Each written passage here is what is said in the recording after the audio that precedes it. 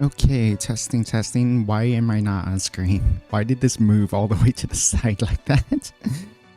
Okay. When I was a little girl growing up in the hills of Vega Alta, my favorite time of year was Christmas time. Ask me why. There wasn't an ounce of snow, but oh, the coquito would flow. As we sing the aguinaldo, the carnival would begin to grow. Business is closed and we're about to go. Let's have a carnival del barrio. Wepa. Carnaval del barrio. Carnaval del barrio. Carnaval del barrio. Carnaval del barrio.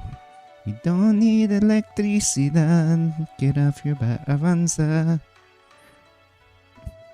You should play some Christmas theme BGMs. I wonder, was there a Kantai collection Christmas theme? There had to have been. I'm pretty sure there had to have been. Also, Poke Video. What's this, Poke? What is Poke Video? You planning to upload stuff, some of your work? Can you even upload some of your work on YouTube? I love your work. I love the art that you do, Poke, but I know like 90% of it you can't post to YouTube. How are you doing, Poke? How are you doing?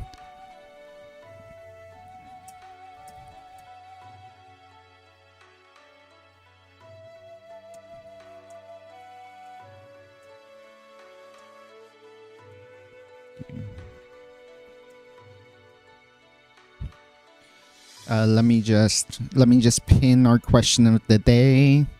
I need to do this on both sides, so you have to give me a sec. Do you like eggnog? Question mark. Pin message manually. Okay.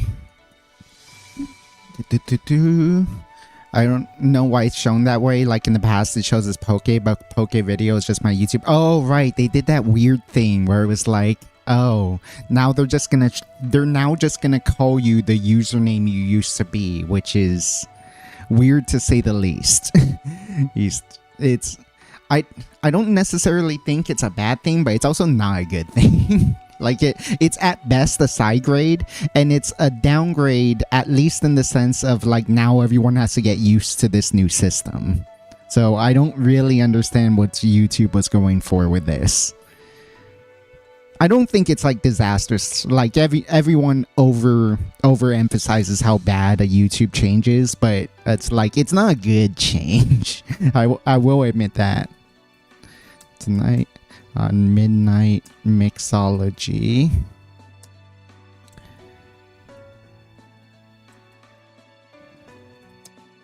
Are you craving eggnog but don't have time to make it? Well, you can if you can. It's a fairly easy shaker recipe.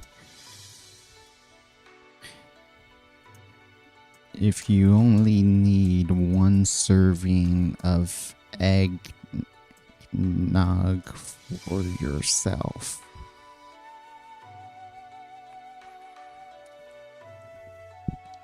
Okay.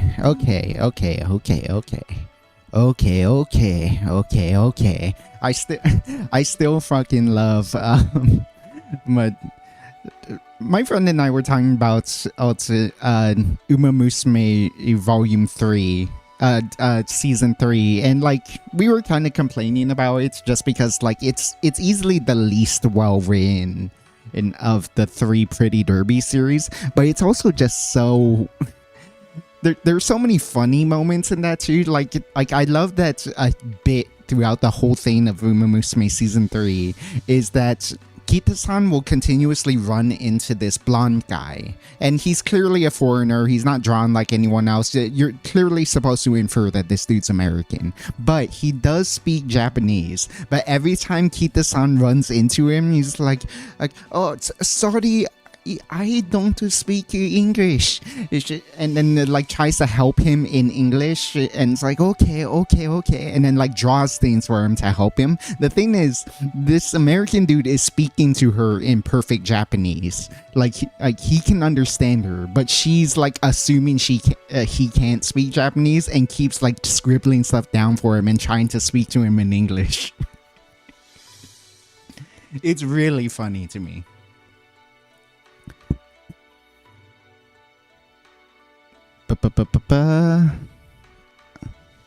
Funnily enough, I've never had eggnog. Ooh, you're missing out. Eggnog is so good. I have a theory about eggnog because I remember like eggnog is a super divisive topic for whatever reason. Well, not for whatever reason. I think I know the issue after hearing a lot about it. But yeah, it feels like eggnog is really divisive. And then when I first tried eggnog, it's like, why is this divisive? Why would anyone think this is bad? Because it's so delicious. It's so creamy.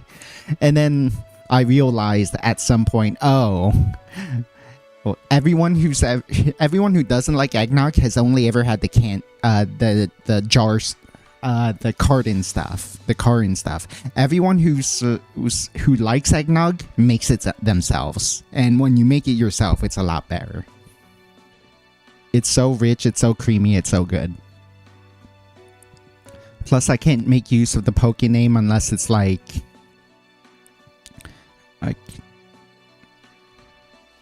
okay, it censored one of your things, so give me a sec. Poke 3421153 or something. I'm sure Poke-chan is taken too. Yeah, even then it's hard to do YouTube stuff these days. Even Meta only benefits those that are established. That's still not really true. It's both true and not true. YouTube is very rich get richer. Well, Twitch is even more so. But the thing about YouTube is that it does have systems in place that can reward you as a smaller streamer and as a smaller creator in general. And so it's like all this stuff about like YouTube meta, like I've never bought into, just because it's like otherwise no one would ever blow up, and like random channels blow up all the time. So it's like or at least individual videos. And so there is still an art to it. It's just that that's people who are good at YouTube constantly pop off, and then because they constantly pop off, they have a reputation that they always deliver poppin' videos to the point that it's like people just assume it's good. And so it is get richer in that sense. But then it's like people crave niche content all the time, and there's ways for YouTube to promote that, whereas yeah, it's basically just word of mouth on Twitch.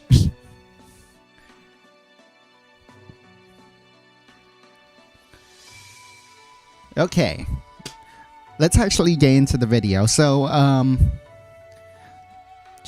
Jesus, we wasted so much time. Let me just make sure this is up to... Okay, yeah, there we go. I love eggnog. I love eggnog a lot. It's a divisive subject, and I realized when I made my first batch of eggnog, like, why would anyone hate this? Why? It's so good, it's so creamy, it's so delicious. And then I realized, oh, the people who hate eggnog always have drank it from a carton. They always make the pre-made one that they make at the grocery store, and those are never that good. Like, everyone who ever has it seems to hate it, but then everyone who loves eggnog always makes it themselves. So I figured, and I made mine myself, and so I found that really good. But it's hard to just make a huge batch of it, because you have to like whip eggs until the egg whites are like properly whipped, and then you have to like fold in the yolks and sugar and the booze if you're gonna booze it up, and the milk and all this other stuff. And it is a bit of a process to make a big old batch. So I wondered, could you make a smaller batch? And it turns out there are. It turns out there is. And one of the simplest ones is just with a shaker. And the thing about eggnog is that it wasn't just a Christmas drink. You could ask for eggnog in late July, in a random bar somewhere, if that's in like the 1800s, if you just really wanted some eggnog. It wasn't necessarily considered a winter drink yet.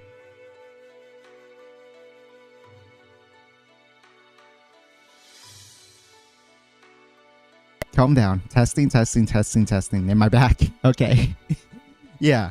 It wasn't just a winter drink. You could ask for an eggnog at any time. I don't actually know the origins. I did want to look it up because I know Tasting History had a good one, but I don't think he ever tied it to Christmas when he did so. Bet the pre-made is a pump full of preservatives and yada yada. Yeah. It's the way I've seen people describe it is it's very much trying to emulate the spices and the other flavors by adding a bunch of weird like natural flavors and preservatives to it to also like thicken it up and get that creamy texture while still staying preserved. And it just doesn't. It ends up tasting super fake in a really bad way. But yeah, to bring it back to cocktail land and not batch stuff like you would make it at a party, like a big old bowl of eggnog for your party, you would want to make if you wanted to make a single serving eggnog, it was a cocktail at one point. And so it is a very weird cocktail, but it was a cocktail. So let us make some eggnog. You will need, because these are kind of unstable ingredients, I was keeping them in the fridge. So you have to give me about 30 seconds.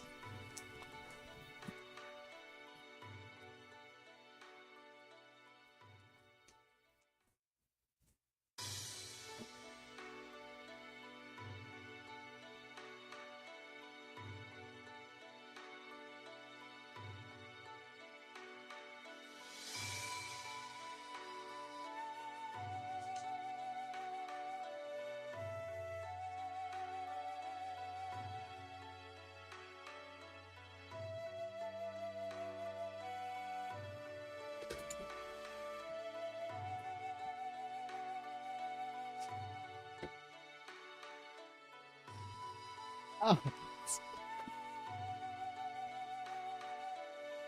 I totally just sat.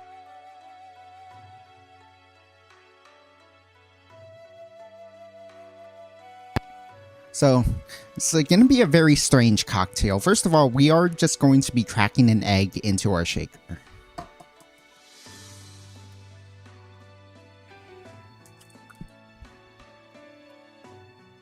Now, this is not necessarily the best way to make a single serving eggnog, but it is the easiest way because you only need one shaker.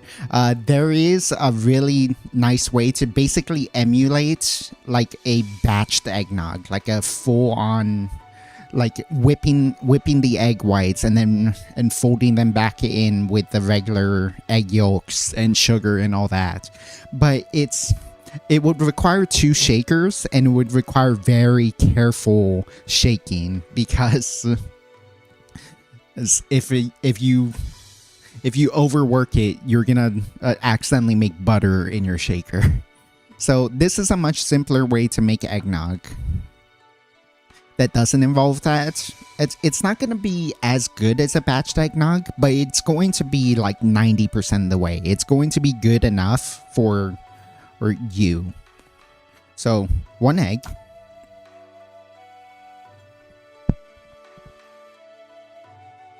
half an ounce of cognac,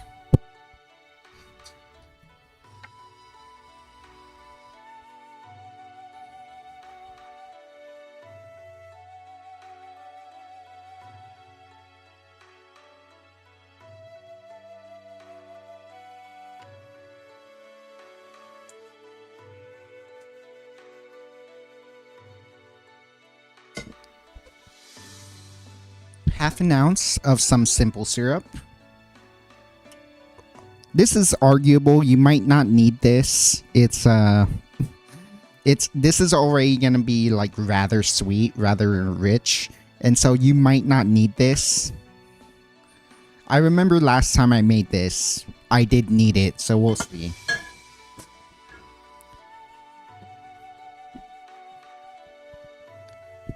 Half an ounce of some maraschino liqueur. There we go. Half an ounce of maraschino liqueur.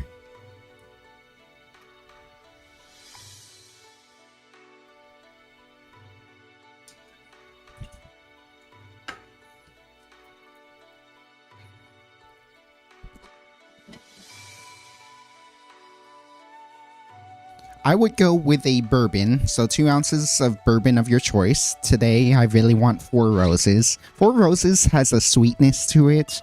It has like a lot of fruity flavors, like baking spice flavors, and so I tend to like really enjoy Four Roses in desserty drinks. I feel like I'm missing something. And full disclosure, I'm pretty closely copying, if not exactly copying, in Egg Nog, how to drink's original version of Egg Nog, because he's the one who made this simplified version, and he's since improved on it, but he's since improved on it, but this is how he used to do it. And it's turns out really nice.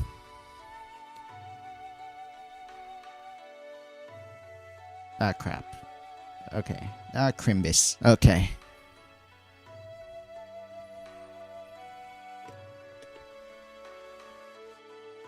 Yeah, there we go. There we go. Finally, some milk. Pretty heavy pour here, 3 ounces of milk.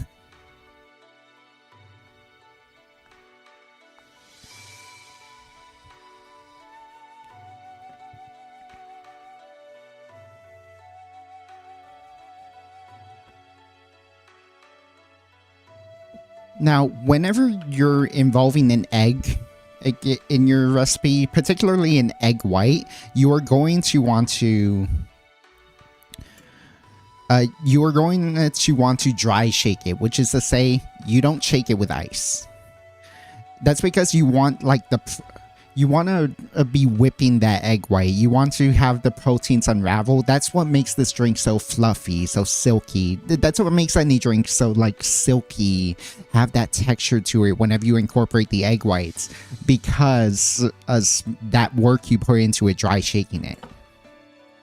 Now, be careful, of course.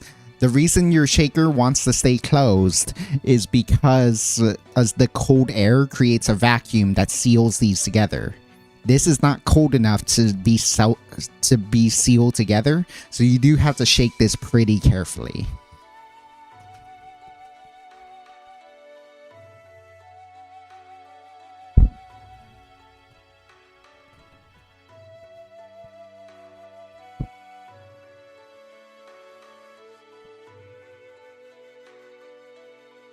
Okay. And then after you dry shake, then you shake with ice. So I'm going to be right back while I grab some ice.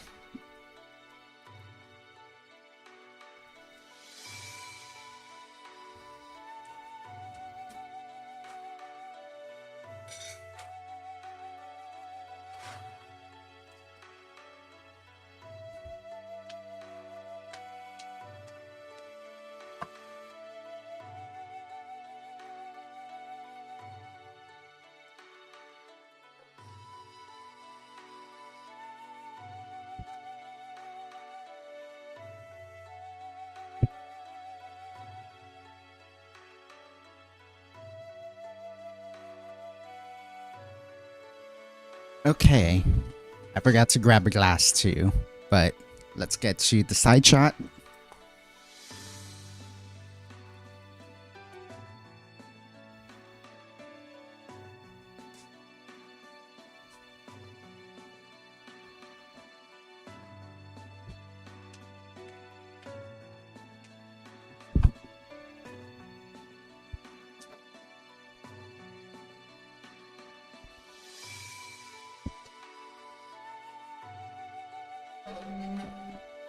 And we are going to strain this in there, and oh my god, it smells delicious.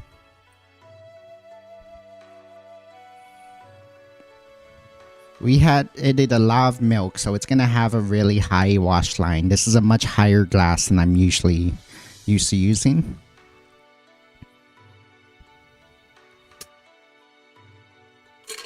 And I think for some added flavor, you could probably grate some kind of spice in there, or say some cinnamon, like maybe put a cinnamon stick directly in there. What a lot of people would use, especially back in that day, is some freshly grated nutmeg.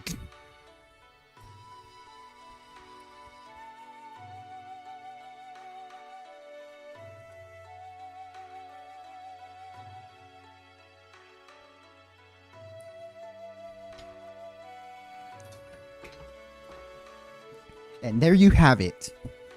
Single serving eggnog for when you want a nice Christmas treat, but you don't have the time to make a big batch of it.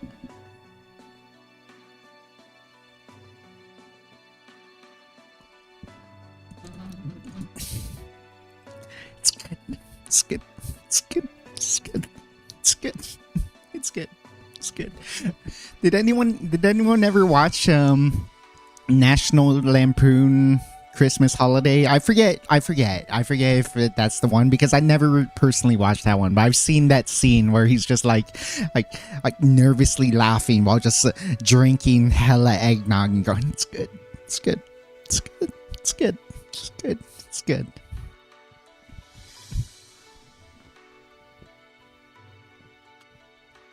Oh, it really is so good though. Oh my gosh.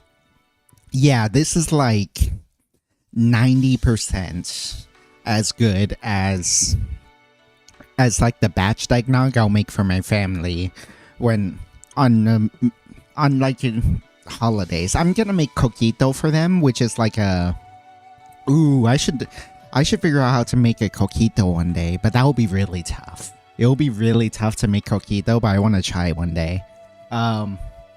Yeah, like a single serving coquito, but yeah, that's really good. Oh my gosh, it's so light, it's so creamy. Like we put a lot of milk, but it's not like milky. It does taste like melted ice cream. Boozy melted ice cream is like so. Yeah,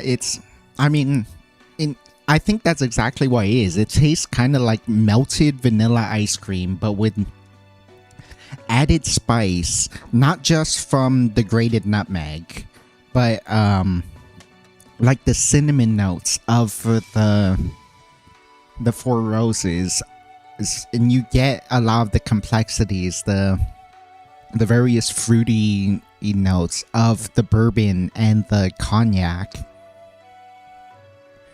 You get a nice, like, I don't know what maraschino liqueur tastes like. I want to say it's cherries, but I don't think it is. It's from the maraschino liqueur, and that's really lovely.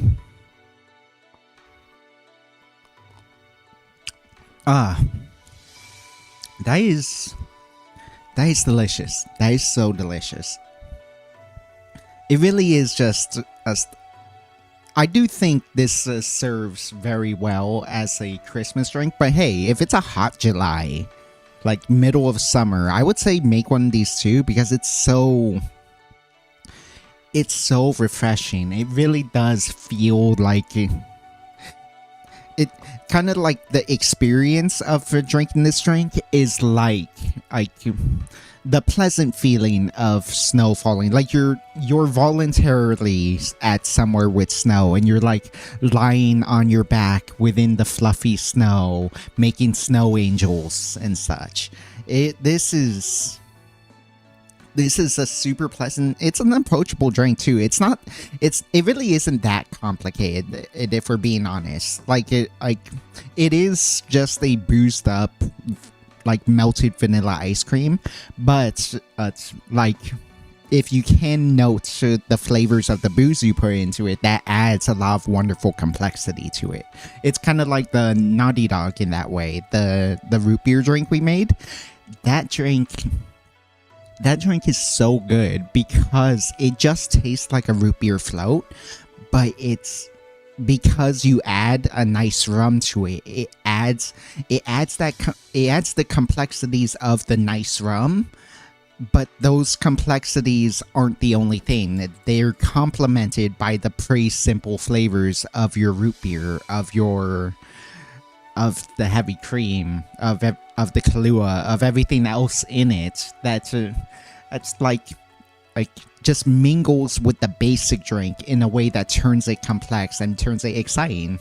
It's like another weird metaphor. It's like your boring coworker. You take your boring coworker, or who you know can be a fun guy, and you've liked hanging out with him, but you know when you get him to the club, or you get him dancing, or you get him a little drunk, he can become rather exciting, and all that energy intermingles with his own personality, and now you got something great. That's what this is. That's just like melted vanilla ice cream plus all the funness of the booze.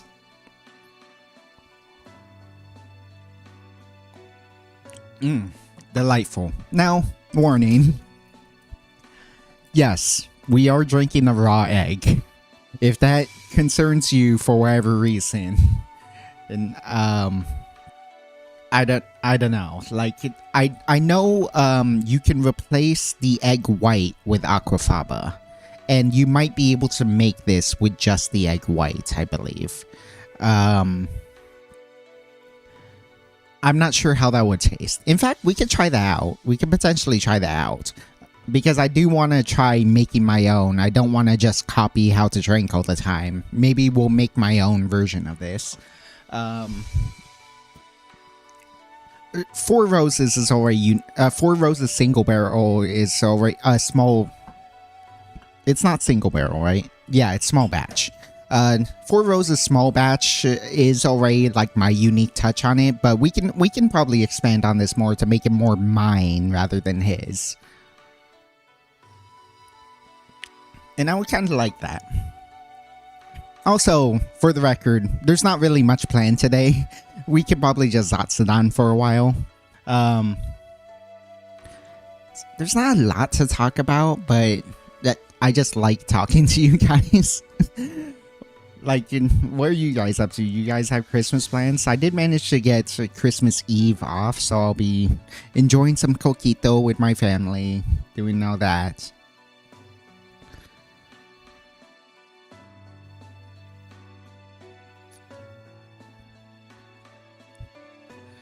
The new year is more what I've been thinking about, and it's kind of stressful, to be honest, just because it's like lots of things changing with my job and like all sorts of just random stuff happening in my life, that it's gonna be a massive change in my life, and I'm not sure how to approach it. I did sort of think about not streaming today, but every time I think that, I think, man, no, I really just want to stream for you guys, because I miss you guys. Like, I'm lonely. I'll be honest. I really do like being able to chat and hang out with you guys. And it's relaxing for me. It's relaxing for me to be able to stream. And so, yeah, that's kind of what I'm doing.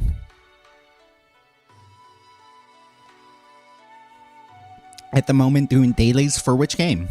Stressful when you think you didn't do much, when thinking you didn't do much. Sorta, yeah.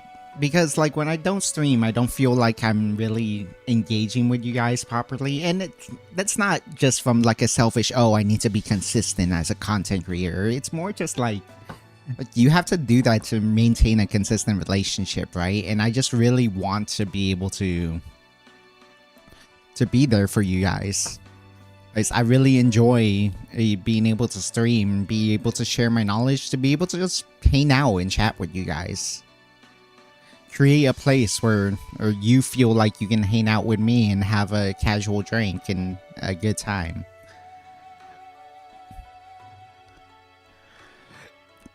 Thank you, Chef Yuga, for the 7 stream streak, by the way.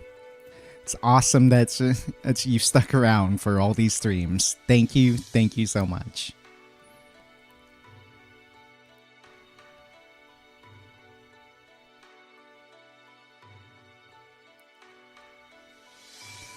Where was I?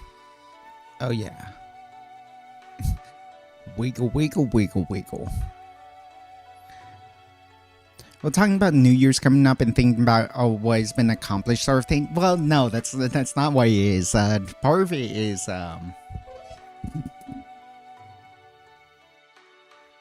performance reviews, and it's not that I don't think I was doing particularly bad, but it's that like the nature of my job doesn't necessarily do numbers that well, and so it's like I worry about how corporate would think about that sort of stuff, but it's whatever. It's getting a little too personal, but it's stressful. It's stressful to think about.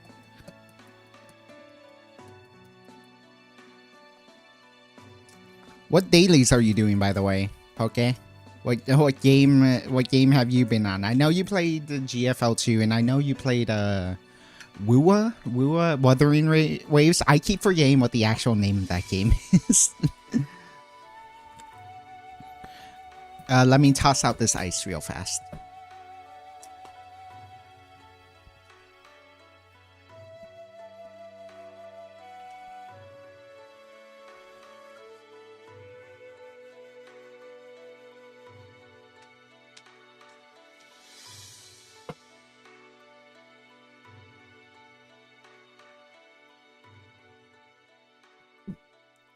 God, what really sucks is that I haven't been able to watch anime lately, so that's a big reason why I'm like regretting. That's a big reason I've been stressed. It's like I'd like to de-stress watching anime, and I just haven't been able to watch anime lately. I know like there's been so many episodes of Cinderella Grey, the Oguri Cap Umamusume story that's been going on, and it's like, man, that sounds really cool. I really want to be able to watch that, but I just haven't. I haven't been able to. Along with like various other anime, I've been trying in the various gacha games too. Some of them I'm a little shy to mention, but I have been trying in various gacha games too, and it's really just to explore a bunch of options, and it's just really been a weird time for me. I still love Umamusume, obviously, but I am a little burnt out because I've been stressing out so much about the champions meme, and I need to slow down to not burn myself out on that. Especially because Mant is coming up.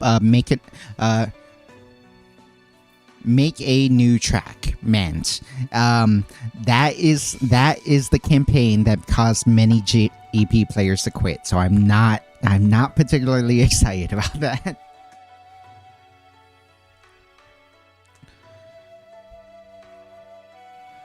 Though it can be excusable if life gets in the way of Wuthering Waves. Around this time, both of them reset. Ah, okay. I normally do dailies the moment it resets. I'm still tired from last night. Oh, I see. Yeah. I usually have scheduled times I do my dailies. I remember when I used to be way in into Blue Archive. Good timing. You mentioned the Hakiyako chapter. I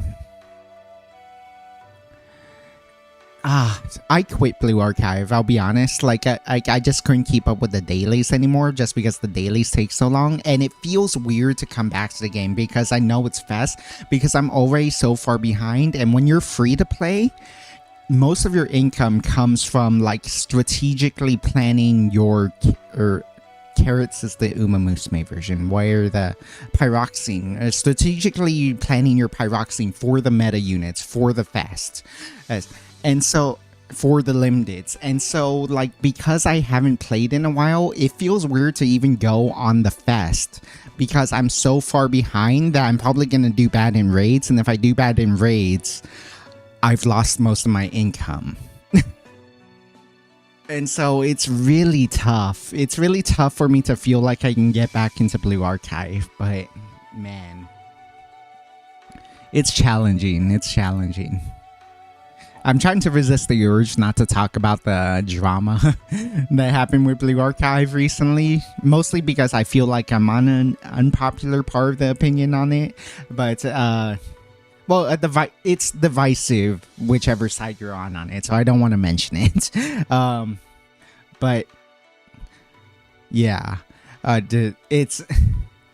I did consider coming back to Blue Archive. It's just that, like, it's that sort of thing where it's like because you quit the first time, what's stopping you from quitting again, right? And it's the sort of thing where, like, I really do want to get back into it because I do love Blue Archive. It's just that I've gotten so far behind because I never had time to read the story once I picked up other gacha games. And then I had to drop Blue Archive because the dailies took too long.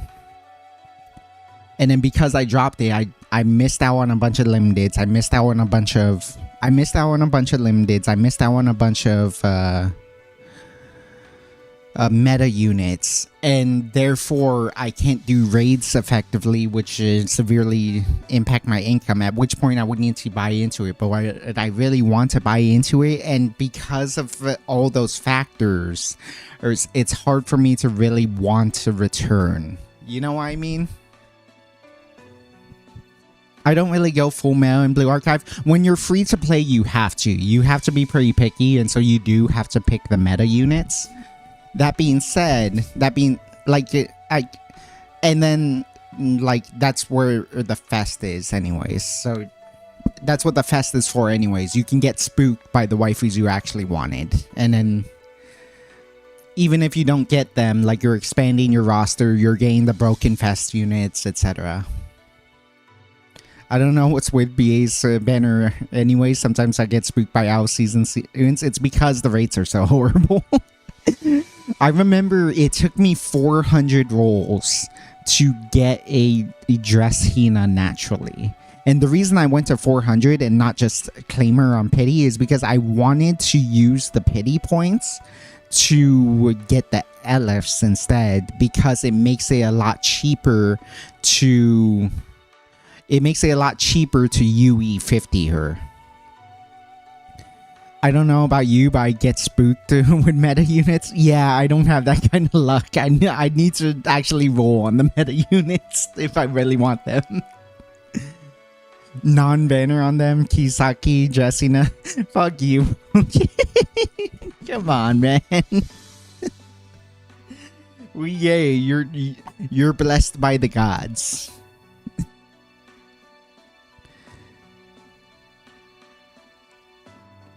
Ooh, okay. What if we made, like, an improved whiskey cocktail out of this? So let's go with the maraschino again. But, like, what if we did, like, so no simple syrup, but we're gonna add 2 different sweeteners here. We're gonna make this my own.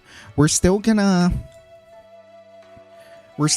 go with half an ounce of maraschino liqueur. We have the egg.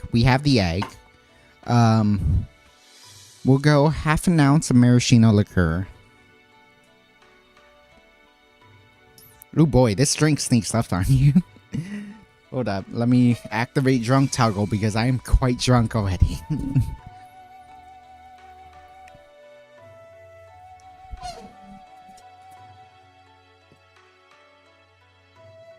Well, okay. I pulled this out, but not quite yet.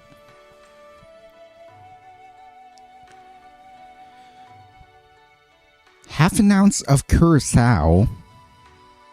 This will be weird. This will be weird. I'm not sure curacao is actually necessarily a good answer here.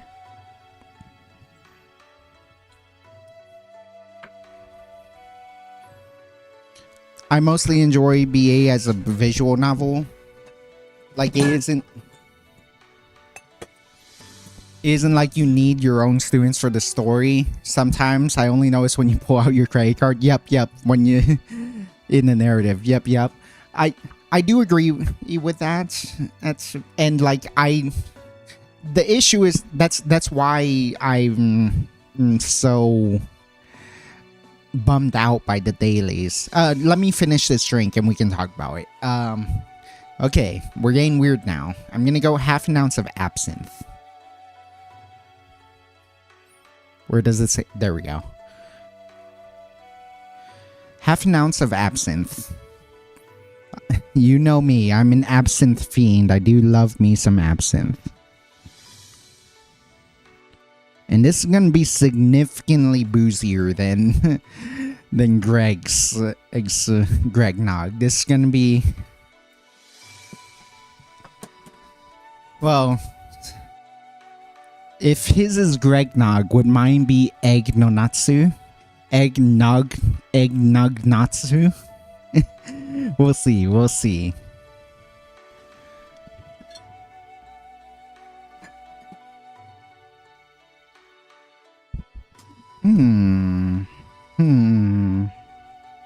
You know what? It's Christmas. I won't be able to spend Christmas with you guys. So let's break out our... So this is not Old Granddad. This is my infinity bottle. This is a collection of all the bourbons I've ever had mixed into one bottle. Let us have our Nonatsu infinity bottle bourbon.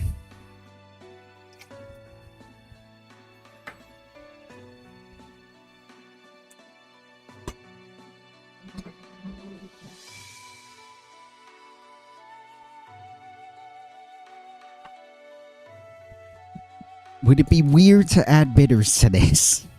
It feels like it would be weird to add bitters to this. I think it would be too weird to add bitters to this. So I'm just going to add 3 ounces of milk on top of this.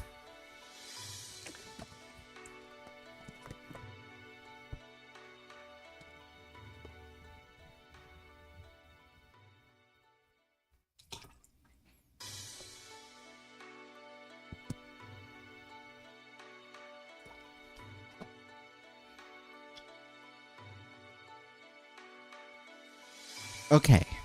Alright. It is not a pretty color in there. But let me... Oh wait, no. We need to dry shake this because we have an egg in there.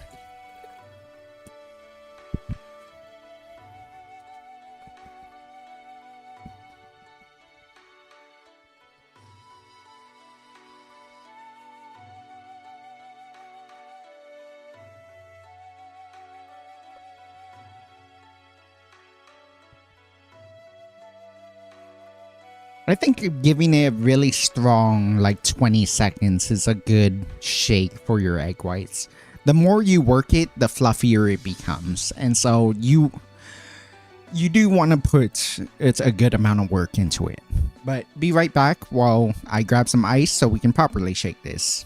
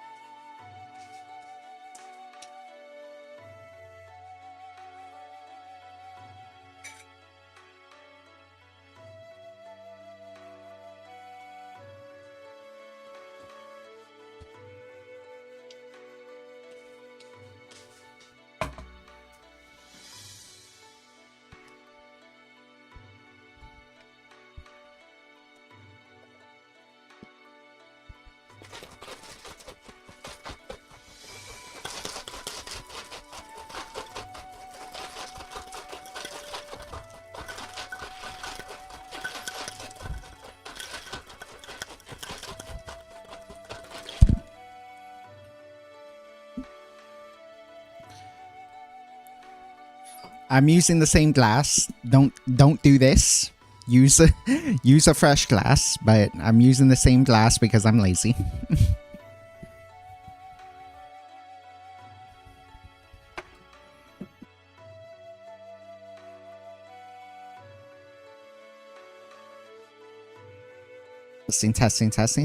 Testing. Okay. Anyways.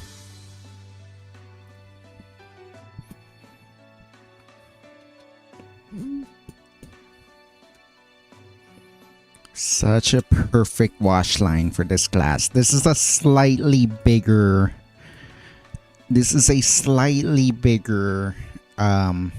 rocks glass. I guess, would this be a lowball glass? I don't remember. But this is a slightly bigger old-fashioned glass. And it's perfect for the wash line there. It got all the way to the top. Whereas, like, my other glasses, it would probably fill up to here and be full. And therefore, I would need to leave some in there, in the shaker, and then and re-pour it once I'm done. But let's top this with some fresh grade nutmeg.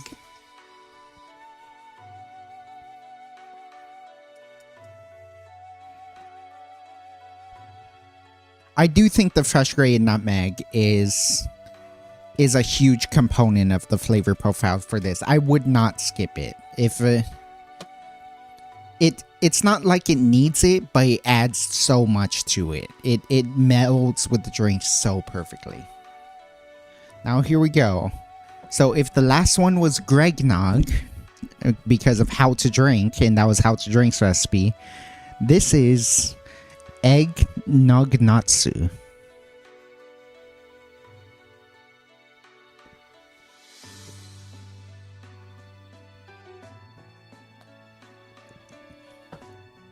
Woo! Woo!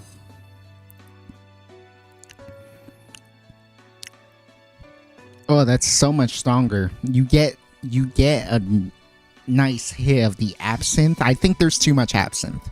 There's definitely too much absinthe. I do not taste enough of the whiskey.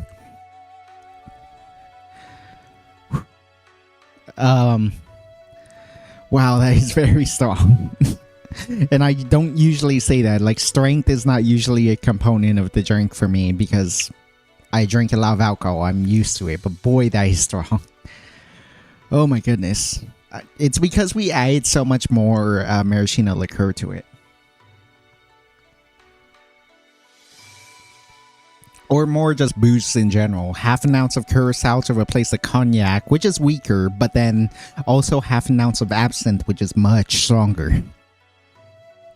Yeah, the absinthe takes over a little bit. It's a little too herbal. It's a little... I mean, I love it because I love absinthe, but in terms of balance, yeah, it's so absinthe forward with all its herbalness. And then you get hints of the bourbon's oakiness. You get hints of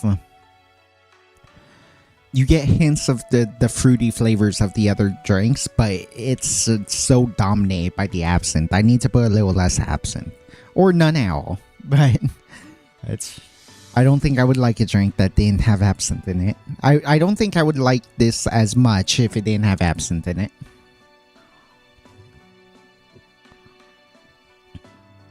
Ooh, it's still very good. It's still very, very good. Yeah, so we have the baseline of the melted ice cream, but then you get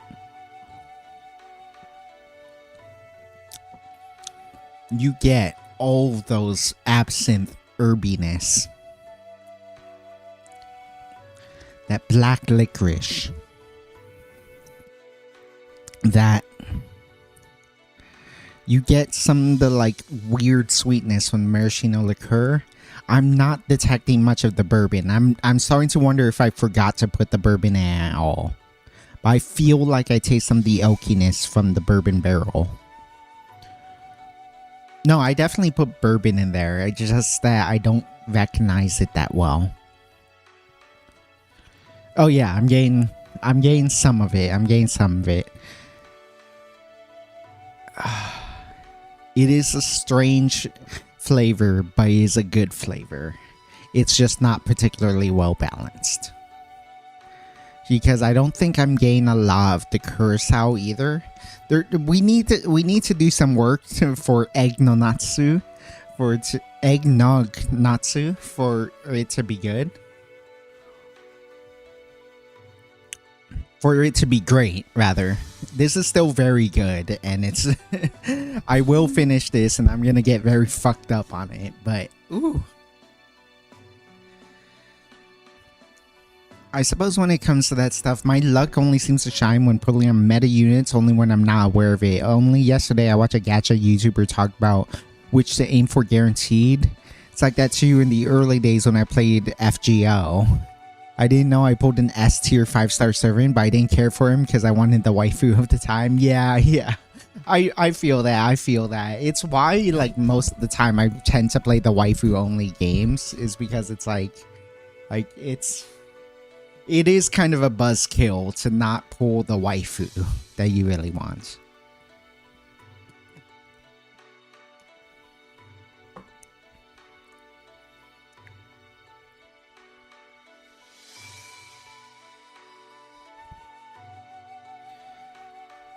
Not to get into gacha game drama, but it feels like there's always some sort of drama anytime. Oh shoot! Oh my gosh! Okay, let's switch to overhead. Because my phone is very not balanced right now. Okay. It feels, yeah, not to get into any specific gacha game drama, but it feels like there's so much drama around, like, male characters in general in gacha games. And I actually have a weird theory about that, because I know people tend to be like, oh, the only people who hate male characters are these turbo incel virgins who, like, hate that. And it's like, well, no. Because it's sort of like, I can understand the idea of, like, especially with these games that are increasingly waifu collectors. Like, okay, let's say they started as mixed content, both males and females. But then it's very clear that, I mean, this is true of gamers in general, that most of them are male. So you release a lot of female banners to do that. To, like, capture that audience, and you are leaving, like, the male wanters out to dry. But it's like, obviously, like, I'm not gonna fault a company for chasing the profit, and you can still write good stories with mostly female cast and, like, mostly female characters. But it's like, you get all these so you have all these attractive female characters, and gacha players being gacha players, men being simps. Like, they'll want to pull for these cute, sexy, whatever in between characters that they really want to go for. And even if the males are pretty desirable, well, when you pull one of them instead of the waifu you really wanted, that's what causes resentment. Because I think everyone can agree, and I know this has come up with Brown Dust 2, which is a Turbo Gooner game that I've been looking into lately. That's why I was shy about mentioning it, is because it's like, oh wow, Brown Dust 2 goes hella far. Holy shit. But I can understand the resentment toward the male characters to the point that people want them removed, even from the story, is because that they exist in the gacha in the first place. Because it's a gacha game. It is inherently predatory. It is inherently like you have to grind for months on end to pile up a bunch of tickets, and then you waste your pity on this. It's especially bad in Brown Dust 2 to pull a male, because the males aren't popular. They don't. The way Brown Dust 2 works is that the various costumes you can get for characters, they stack on top of each other. So if you have, say, a character with 4 costumes, let's say you own 3 of them. between those three costumes is one character, but when you play the character, you can switch between the costumes, and each costume has its own skill with its own cooldown.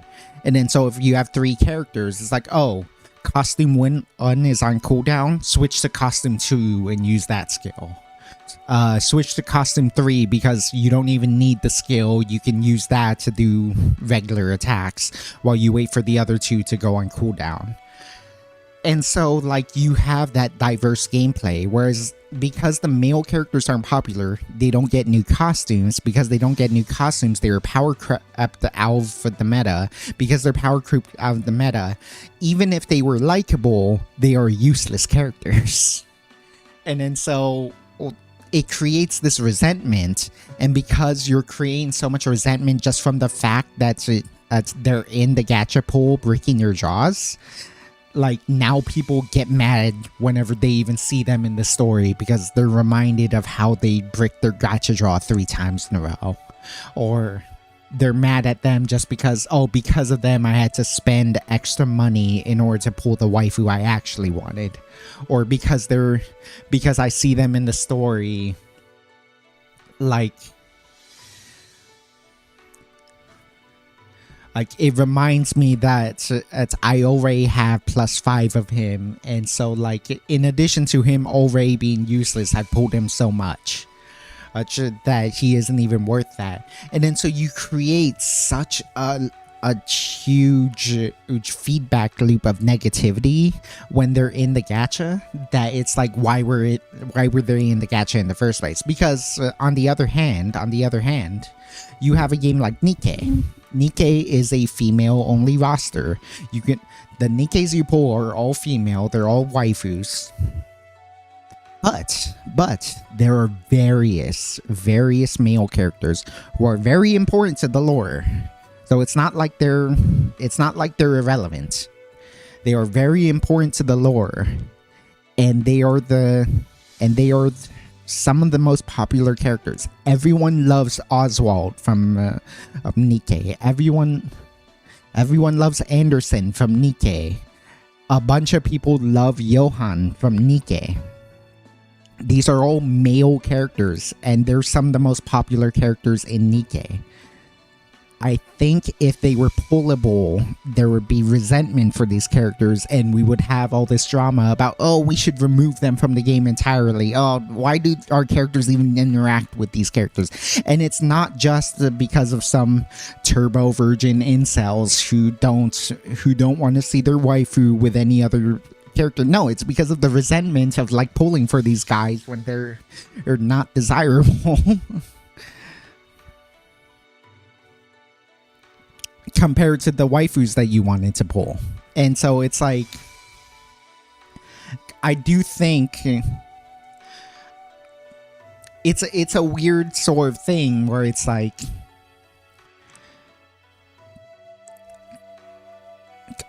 especially in a game like Nikkei, which has like particularly lewd designs, especially in a game like Brown Dust 2 with lewd designs, like you're already kind of pandering pretty hard to the male gaze. When you do this kind of stuff, it's really harmful. Either because of the drama they bring or because of the lack of profits when you decide to release these male characters. And then so it's like you can still make interesting, awesome, important male characters, but they wouldn't. But I think making them pullable is why there's so much resentment to them, not just because anyone who doesn't like males is an incel virgin.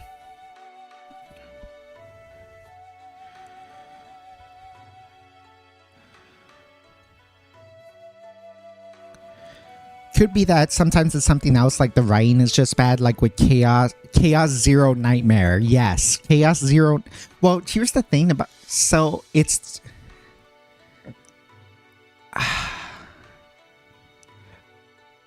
is it twofold or threefold? Anyways, before I get to that, sup, We have rumpop here. It's like eggnog, but I'm not sure the differences between eggnog and rumpop. For example, in Panama, they have rompoche, which is a different recipe from rumpop in Mexico. What is rumpop? Tell me what rumpop is, and then we can discuss it. Because I absolutely love coquito. So I've talked about how sake is my favorite drink, right? I love sake to death. Sake is my favorite beverage to date. What competes with it is coquito, which is basically Puerto Rican eggnog. It's enough different that it's not really eggnog at all. For one part, it doesn't involve eggs, but coquito is so delicious. I might like it equally to sake. Like, coquito is so delicious. Yeah, I love coquito. Let's just keep hammering that home. But yeah, tell me what's this run? What was it again? Run poppe, run pop. Like what's in it? Because as like coquito is sort of similar to eggnog in that it's a creamy winter drink, but it's still like significantly different still.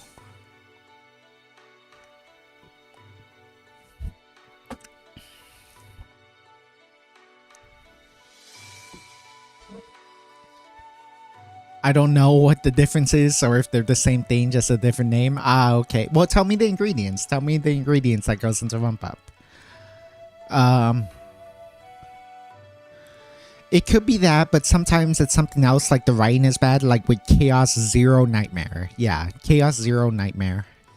God. Okay, I can actually rant about Chaos Zero Nightmare because it's the same conversation I'm having about Brown Dust right now, which is why I'm not playing it right now.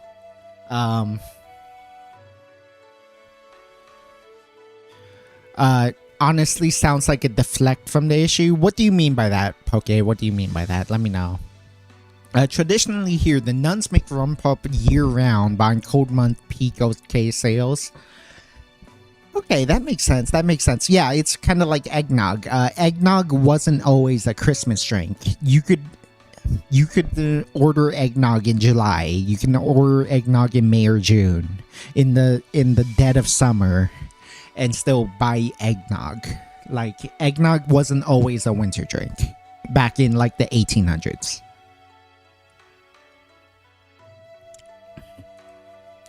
And honestly, I don't know why. This eggnog is so good. I'm so fucking drunk on this.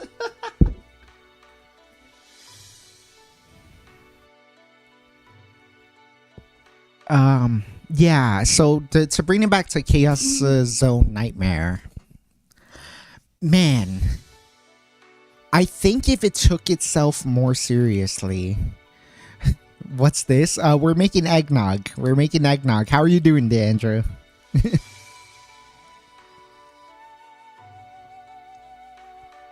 I may make a third eggnog, but I'm also really fucked up drunk already.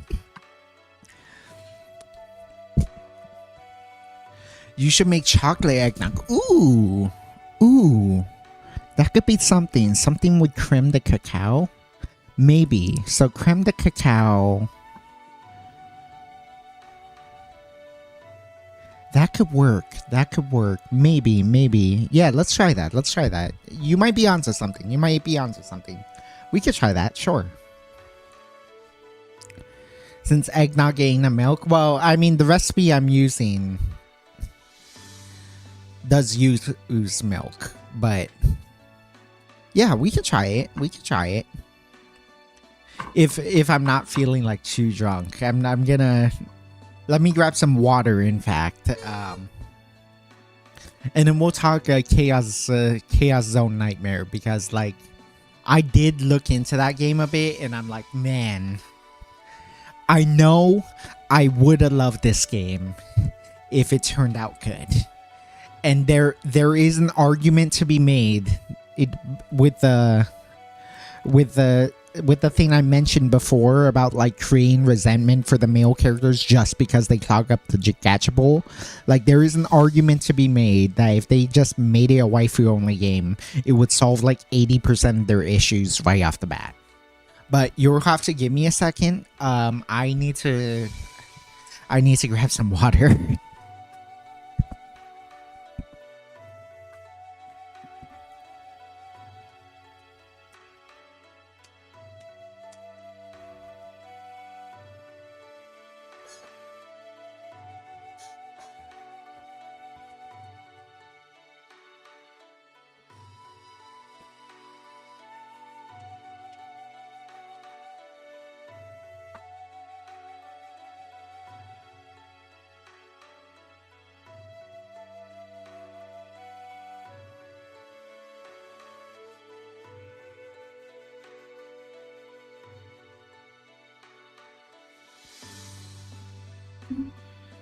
Isn't brown dust too well, okay, let me catch up.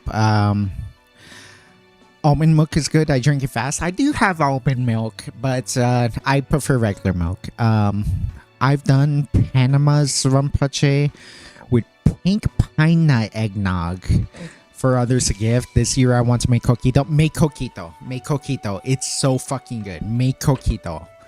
Coquito is one of the best drinks I've ever had. Make some coquito.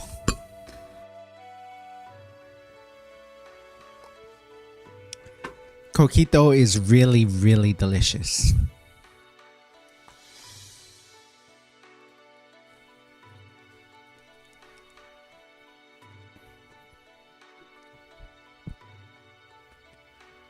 Coquito is kind of like drinking a pie. It's so good. It genuinely is just so good. I'll address what you just said, Poke, in a second. Dubai chocolate is better than Kit Kat. It's basically a softer Kit Kat. Interesting.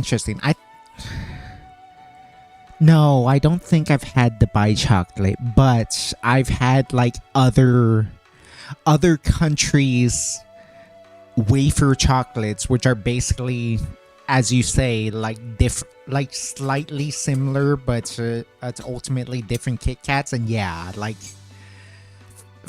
quote unquote fancy Kit Kats are always so awesome.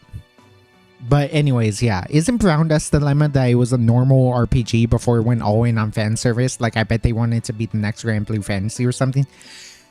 Yeah, that's basically what it is, because it wasn't a full-on Gunner game before. It did have like fan servicey elements, but it's like, oh, sexy waifus in bodysuits along with their body armor, or like slightly boobular characters, but with like a normal mage attire, like they have cleavage or something. It wasn't like all in fan service before.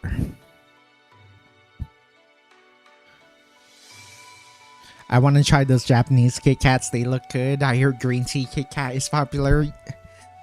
I remember my brother brought me some like foreign Kit Kats. I like the strawberry Kit Kats. It's like strawberry and chocolate. That was really good. Other ones, not so much. I wasn't that deep into them. Before I dissociate, Pompeii has milk, egg yolk, sugar, spices, vanilla, rum, and even brandy. Oh yeah, that is super duper similar to eggnog in that case. Yeah, that's super duper similar to eggnog. Anyways, back to the point of brown dust. The huge issue with brown dust and why, like, one, it has this male character dilemma that I've mentioned, and two, why they're super stubborn to just commit 100% to fan service, as opposed to like, okay, we still want to give these male characters some respect, is because, as you say, they were a regular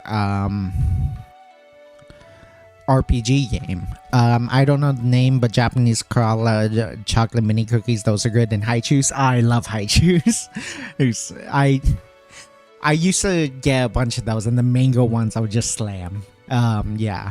Back to Brown Dust. Like, they were that kind of game. They were trying to be taken seriously as a JRPG. The issue is that, like, even before they went the full Gooner, like, they were such an inconsistent story. Like, I researched this because I was wondering why there's a relatively loud. I won't say a big, because, like, at this point, like 90 to 95% of Brown Dust gamers only play for the fan service.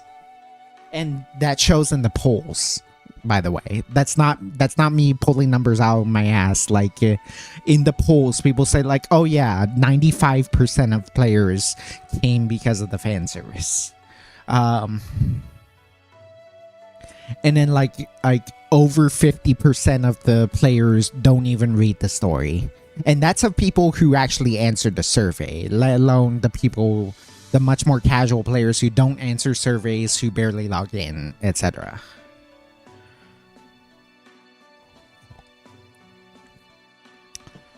Like, Brown Dust 2 is a fan service only game like Azure Lane at this point. Excuse me, wrong pipe.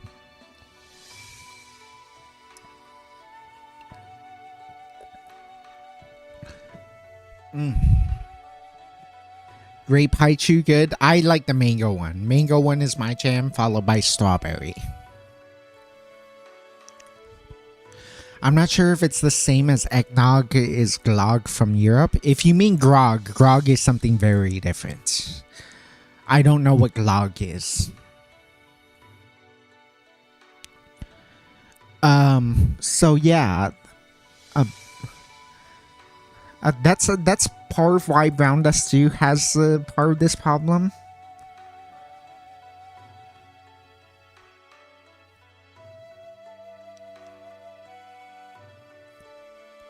God, I lost my train of thought. They had that, and then they did that. Oh yeah, and then so like the thing with Brown Dust us 2 before it went the full Gooner is that it was such an inconsistently told RPG. First of all, it's not self-insert, and then so it's like it's you have to follow these characters, and so like it's a lot less relatable than a lot of like first person, like self-insert type gacha games. And then you have the actual storytelling, which was super inconsistent. Like, they rely on so many like weird like alternate timeline stuff, and they rely on so much like storytelling shortcuts. They became very lazy. And then it's so like these troubles that come up don't really hook players in the way they should. And sure, you'll find people like, oh, Brown Dust 2 is like Nikke, like all these other games. So you think you're coming in just for the fan service, but actually the story's really good. Not many people actually think that. It's not like Nikke. In fact, Nikke is unique in that sense, because it turns out like not a lot of quote-unquote Gooner games are actually pretty good stories. And then so it's like, it really was an inconsistently told story, and it was dying. It was legitimately going to EOS. Like 6 months in, yeah, this game, just much like everything else, was going to die. Then they released the swimsuit banner 6 months in, and it has some of the craziest lewd cutscenes. Like even nowadays, with how far a lot of gacha games go with their fan service, like these cutscenes were intense. Like, you would have Nebris, the Gyaru character, the like tan skin, super genki character, in like a micro bikini, and then they're spraying white stuff. I mean, obviously you're supposed to think it's sunscreen, but it's also suggestive enough that it's like and then her kissing the screen. And then you have Therese, who's like this shy, clumsy girl, and she's in a really tight bikini that's like probably 2 sizes too small for her. And then she has a wardrobe malfunction. The bikini's falling off, and then so she has to cover her breasts. And then like you have Michaela, who in the main story is a nun, but then in this like modern AU side story, which is something I'll actually get to in a sec. In this modern AU side story, is just like a regular priestess, and she's really horny, and she like gets excited about like ripping off her top in public and doing the whole exhibitionist thing. But obviously, like there's a sunbeam covering in it, so you don't actually see it.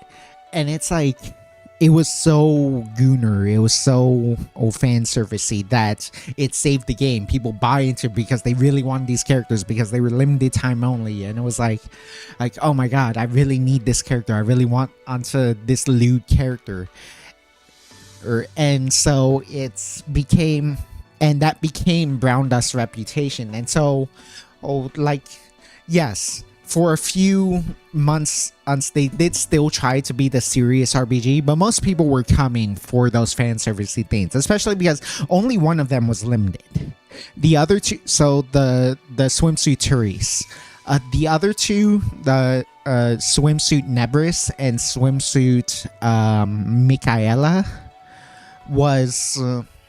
were perma. They were part of the banner, so you can still get them if you wanted them. It was unlikely because they weren't on banner anymore. You would have to get spooked by them, but you could still get them. And so they're doing more stuff. It's still typical JRPG stuff. They are leaning a bit more into fan service.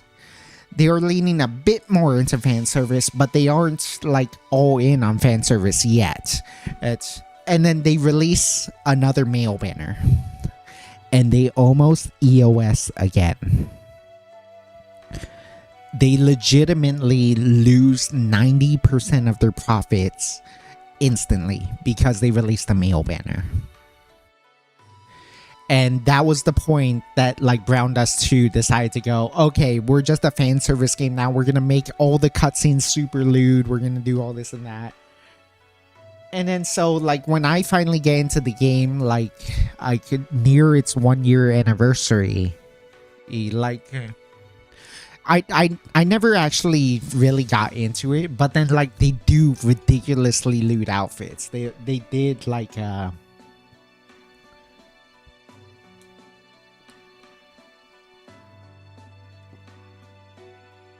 they did like a reverse bunny girl, and like that cutscene is nuts. I'll let you look it up yourself, but Celebrity Bunny Lowen, if you want to look it up. It's a ridiculous cutscene. It's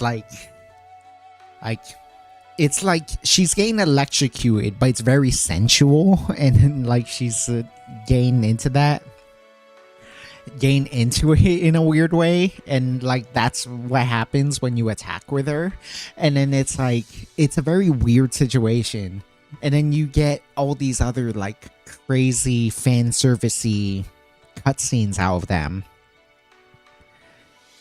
and then like they keep pushing it further and further to the point of now where like they go viral, and they're just all in on fan service now. Like the story at this point has been taking massive hits because 1, they don't really care to write anymore. 2, for the people who keep begging them to write more of the story, they're like, well,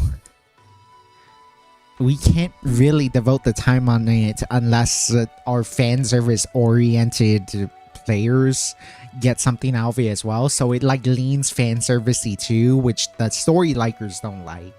And then the fan service likers don't like the presence of the males because they've been breaking their jaws.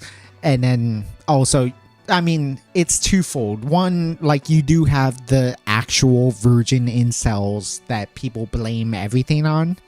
But then you'd have the people who are like, man, and I just didn't want these useless male characters because they're not good. And then for the reasons I mentioned earlier about how Brown Dust game mechanics work. And then so like you have all this resentment for male characters, and it all leads up to the point that it's like they have been looking for excuses to just get rid of them straight up. And they did do a poll, but they were like, oh, don't remove the male characters from the story. Like, it's going to be a good story then. And that's a good point. That is a good point. But, like,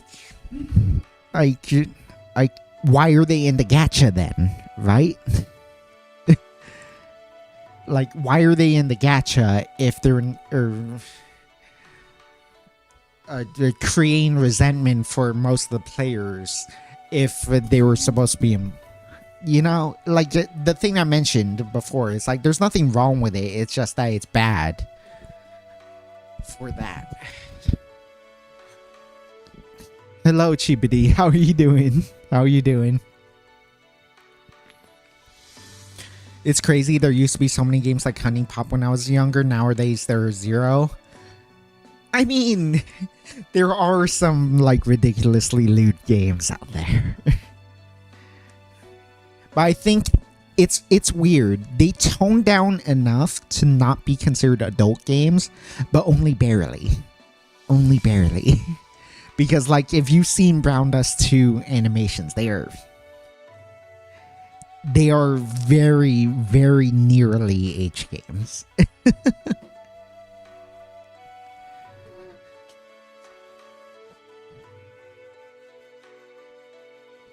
Not for free though. Back when the Newgrounds there used to be loads. True. If that's what you mean, then yes, I get what you mean.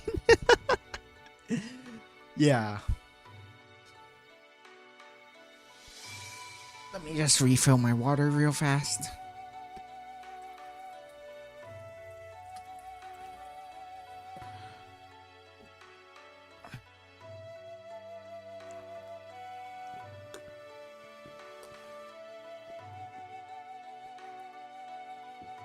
Even Zone 10 stops, that's a tragedy. That's a tragedy. I agree with you. It's a tragedy that Zone 10 stopped. They did so much stuff. They defined the 2000s era of Western hentai. Yeah. Where was I? Yeah. So you have like the Bunny Lowen banner, and it's such a lewd thing. It's such a lewd. It's lewder than the Wilhelmina thing that came up. That's the reason the game became viral. Like, I'm not sure why Wilhelmina became the most popular character, because her cutscene isn't even that dude. Yes, it is a straight up shot of her ass. And then she's like pulling her pantyhose. And like it's a full shot of her ass, and it's it became super viral for a reason. Like, it is pretty lewd, but it's not nearly as lewd as some of the stuff they did before. I'm not sure how she became the most popular character and now basically the mascot character, because they're looking for any excuse to put Wilhelmina in their marketing now instead of the actual main characters. But so like it's pushed so far at this point that they are rewriting the story. They are going to like cut down on the romantic relationships. They are starring a new chapter. Like they legitimately are killed off the main character who was a male, and like are ending the story of the original cast that you've been following since the beginning of the game, so that they can just start a new story that's going to be self-insert. So it's going to be first person, like a lot of games like Nikkei, like Snowbreak, like all these other fan service oriented games, and make it more harem like. And then so it's highly controversial because it's like, oh, the people who have been around since the beginning hate this, but then the people who are around for the fan service, like, this means you're gonna get more fan service. And so it's like, that's the thing with BD2. And it's why, once again, it's sort of like that resentment that the male characters bring. It's not just like the virgin incels. It's sort of like the mechanics of the game. The reason it became popular is because of this. And when you introduce these characters as part of the gacha pool, it's why there's so much resentment towards them. And it's sort of like, you can avoid that because you said it before, way back, Poke. I meant to respond to this early on, but I forgot to. Well, it's because I needed to explain everything beforehand. Scrolling back. Honestly, I don't see the issue of not being able to write a good story while retaining fan service. I think the males being in the gacha is exactly the problem. Because you can pull these brick characters, it creates resentment.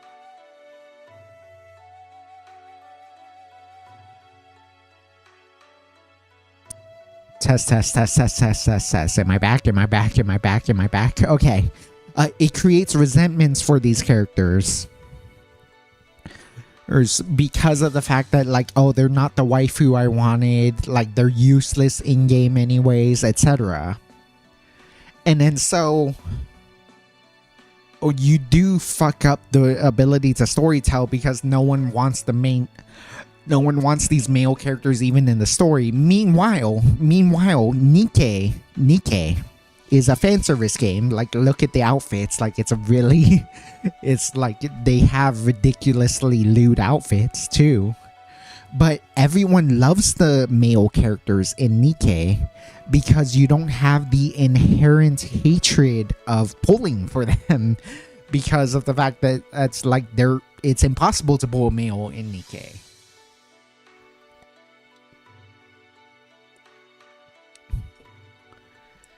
And so I feel like if your game has fan service in it, like it doesn't make sense to have those male characters be part of the gacha pool because you're just gonna make the players hate the males solely for the reason that they can mess up your jaws.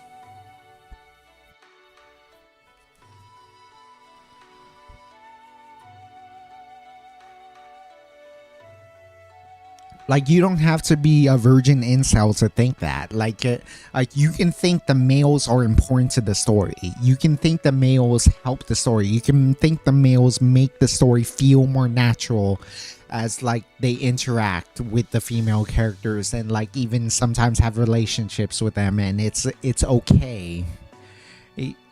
Because of the fact that they aren't pullable. But the moment you remind people that it's like, oh, by the way, you can pull these, and, like, you've bricked like 3 jaws with them, like, it reset your pity. You had to spend additional money, etc. Creating that resentment is why I think that there becomes a weird gender war when they do add these male characters to fan servicey games. Specifically fan servicey games. I know that, like, say, Wuthering Waves is very much a more serious story game. I know that, like, Genshin Impact is more of a serious story game. I know, like, Arknights is more of a, as much as I hate Arknights, is a more serious story game. Like, it's okay for males to exist in those games as pullable characters because there wasn't a fan service element to them. You weren't pandering to like a vastly male audience in that sense. You know what I mean? And so there would be a lot less resentment in those games. Wuthering Waves is leaning on waifu collecting game. I have noticed that. I did notice that though. It's why I was a little hesitant to say it, because I have heard that it's been like 9 months or something since they released the male banner. That being said, the one male banner they did make, it was a huge hit for the females. For the female players, they loved the one guy they got.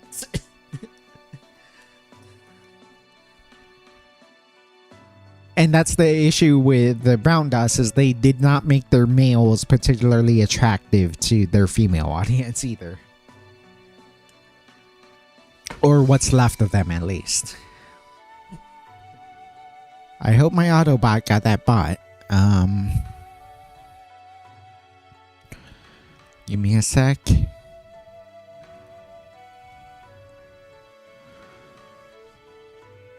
Yeah. We got him.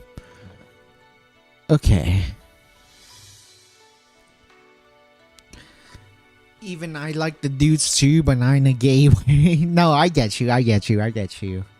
Yeah, it really depends on the game, and I do think like vast majority of the time, it's okay to have male characters. Like I'm not anti-male at all in lore, in like more serious games, etc. When the game is focused on fan service, at least a little bit, that's when it becomes a weird proposition to have them. You know what I mean? Like at that point, because you're pandering so much to like a male-oriented audience, I don't understand doing that. Right? Like, am I crazy to think that?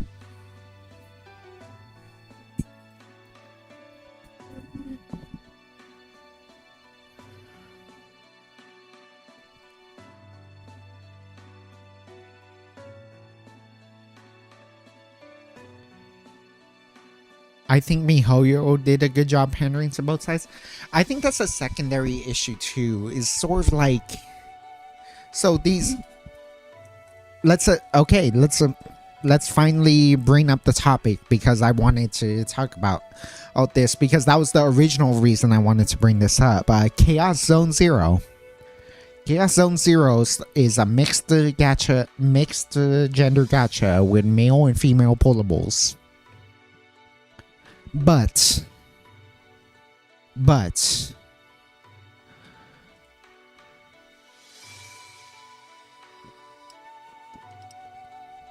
okay, actually, I'm gonna use bathroom real fast.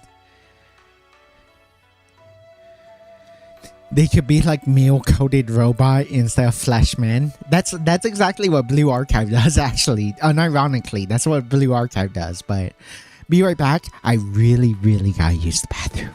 I'm sorry. Forgive me. I will be right back. I really gotta use bathroom. But I have a lot of thoughts about Chaos Zone Zero, because the thing is, I would like that game, but they fucked up really badly. I'll be right back.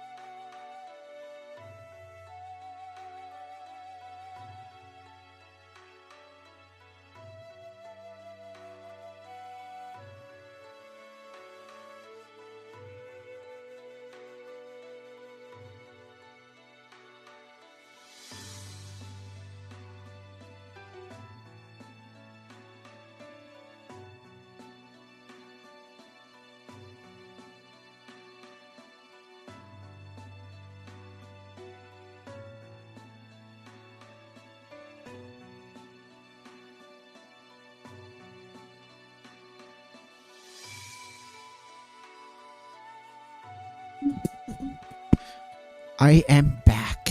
I am back. I am back. Sorry for keeping you so long. I was really, really needed to go.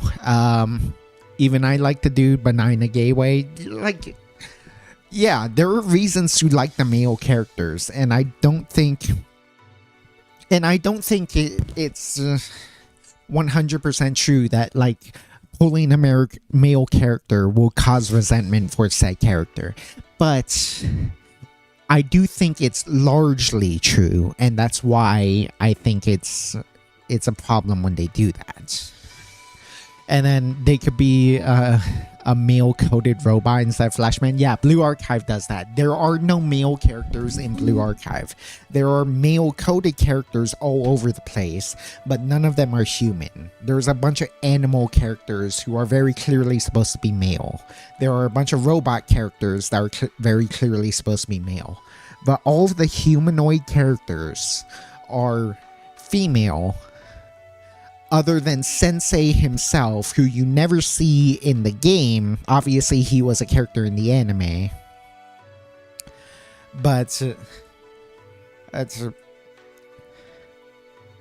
he was in that too. Did I get a snack too? No, I just really... How honest should I be? How honest should I be? Do you want a lie, a half truth, or brutally honest?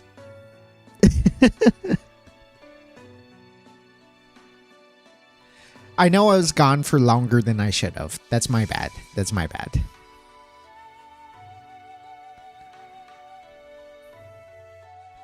But anyways, yeah, like point being, like Blue Archive, the only male, the true humanoid male that exists is Sensei.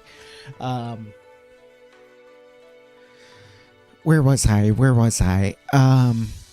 Yeah, and then your point to MiHoYo pandering to both sides. I mentioned this before. Like, if you are a more serious story, if you aren't mainly, if you aren't a fan service story, like a Nikke, like a Brown Dust, like a Chaos Zone Zero, a Chaos Zone Nightmare, which I really wanted to talk about, because I recently looked into that game. It's like, ooh, I would love that game if not for some deal breakers.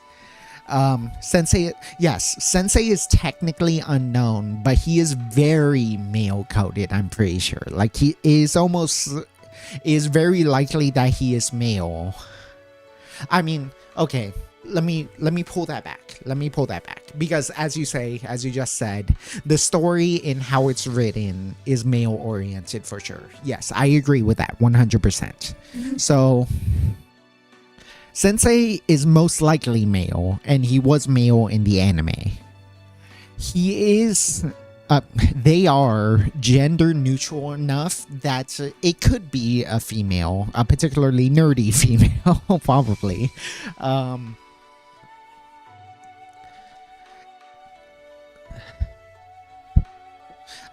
I kind of think of this way for Uma Musume too.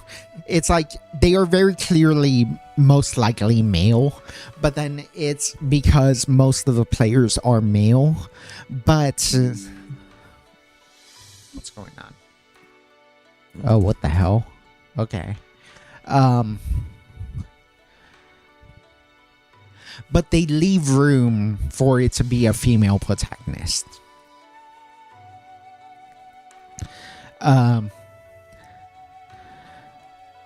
Yeah, so for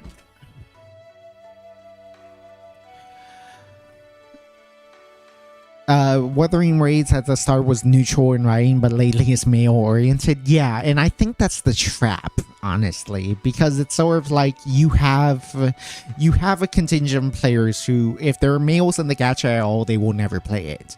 And then you also have the contingent of players who feel resentment towards the male characters, not because they hate male characters, but because they're messing up their draws for the female characters that they want. And then so, like, that's why, like, I think of Nikke so much, and I've already made this point, but it's like they can pretty safely make a bunch of important male characters because they aren't pullable. And then there's also the subtext of, it's not even subtext, they say it outright. The commander, your playable character, is so arrestingly handsome that people inherently trust you, and your Nikkeis inherently like you. And then so there's no risk of any like even the most incel virgin argument into like won't stand to court just because like the Nikkeis like you.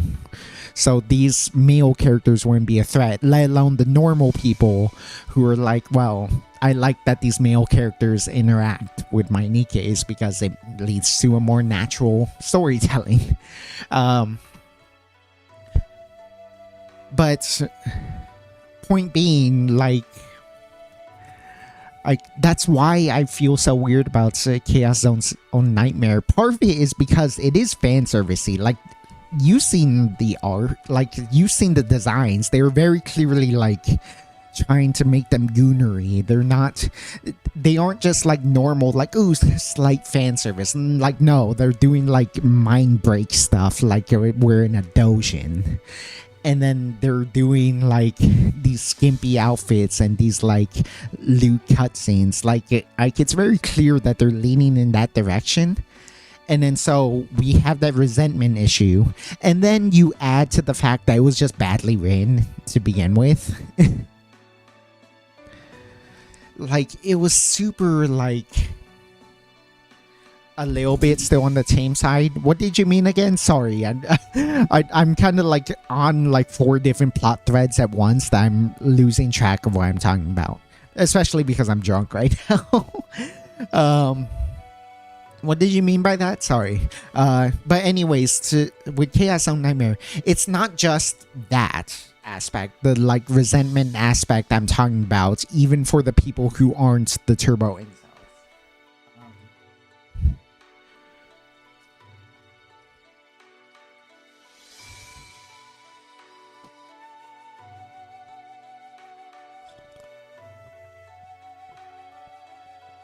Heard they got a good writer, but the director want to shove in their own bad taste. Oh, right. I actually did remember that for CCN. Yeah. It's weird, man. It's like, so, alas, I don't play CCN, so I can't give an accurate account of it. But it's like, there are moments in the story where, like, when you're supposed to be the hero, because it is a self-insert game, it is a first-person game, like instead you have Owen doing a lot of the heavy lifting. You have Owen doing this or that, and Owen was already not a particularly likable character, and so they're doing a lot of stuff that doesn't make sense for why your the characters would trust you specifically when you aren't pulling your own weight. In addition to the fact that the person who would Chaos Zero Nightmare, my bad, Chaos Zero Nightmare, right. Yeah, and then so like the way it's written, it's like you're not really the hero, but then, and you are the hero because you're the main character and you control everything, but why would you have that authority, right? And so and then it's like everything's biasing towards this Owen dude, and then like nothing is really working in your advantage that would make sense for you to be the leader. And then there's so much wrong with the way they tell the story, which is why you have this faction of people who like are anti-male to begin with, wanting them out. And then also, my point of like, yes, you should keep the male characters, but they should be NPCs, because of the fact that just it's the way you've presented the game would be male oriented. And so like I don't understand why you put these characters in to begin with as playable characters.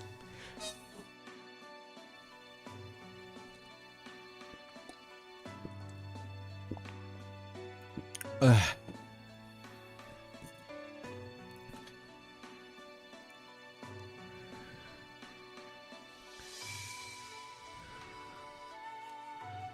Whew.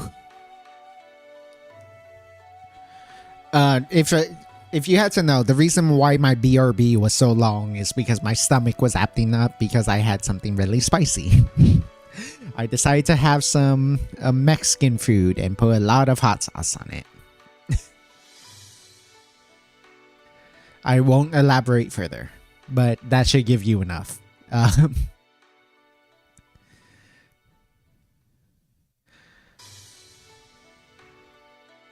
Yeah, but it's so unfortunate that I've heard about that stuff because, like, I didn't want to play CZN from the beginning. But after learning more about it, when I looked into some of this drama, I was like, man, everything about this game should be something I really like. Everything about Chaos Zero Nightmare is like really cool to me. So one, it's like a psychological story. Like I love that sort of thing, all these mind game stuff. It's why I love Death Note. It's why I love detective dramas. It's like why I like mystery thrillers, etc. Because like this psychological element of like playing mind games or like people's minds breaking, because of the fact that that's why I love Dota over League, is because there is such a huge psychological element to playing Dota competitively. And so it's like, oh, we definitely play to demoralize our opponents. We will BM them if it means that they will play worse in the next round. Stuff like that. Like there is a huge psychological element to that. So I love the psychology element of just the premise of the game. I love card games. If it were up to me, and I thought I could get a lot of viewers from it, frankly. In fact, maybe we should do, because we do hand cam streams here anyways, I kind of want to just, like, maybe one of these days we'll just make a drink and I'll talk about Magic the Gathering. I'll bring down my Magic cards and we'll just talk Magic the Gathering. Because I love card games so much. I love trying out new card games. I've never actually played Slay the Spire, which Chaos Zero Nightmare is heavily based on, but I really want to try Slay the Spire because I've watched streamers play it and that looks really cool. So I really want to try. I wanted to try Chaos Zero Nightmare because it was a card game and it was like a really cool card game. And then like the more shallow stuff, I do love the character designs. I will admit, like I do like attractive anime women, and I do like what they're going for with the general vibe of the game. And then of course the mind break. It applies to both the character design element and the psychological element. It is cool that we get to explore like the traumas of these characters. It's really cool. It leads to a lot of depth when we get to hear about like how their trauma came to be and how they manifested for their powers and all this stuff. And then also being honest, being upfront, it is kind of fun to have all these like scenes out of a doujin with the way they draw these mind break scenes.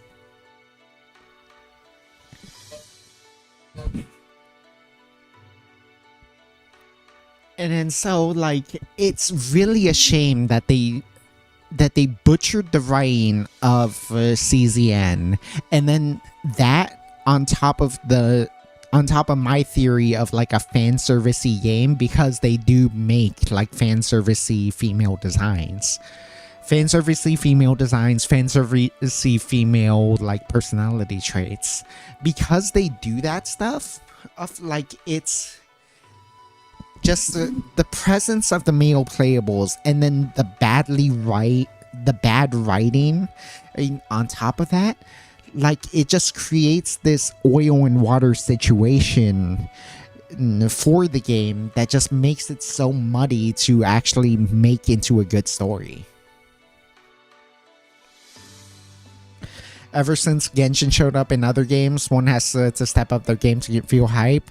One can no longer make cheap games on the phone and make easy money anymore. Yeah, there has to be some type of depth to it, even if only in the story. Because I wouldn't say Blue Archive is a particularly good game, but the storytelling is absolutely top notch, like absolutely excellent. I wish I had time to keep up with the fucking Blue Archive story because it really is that good. But it's just so. I mean, it's the dailies, really. They just take so long. I don't know why KR games are like this.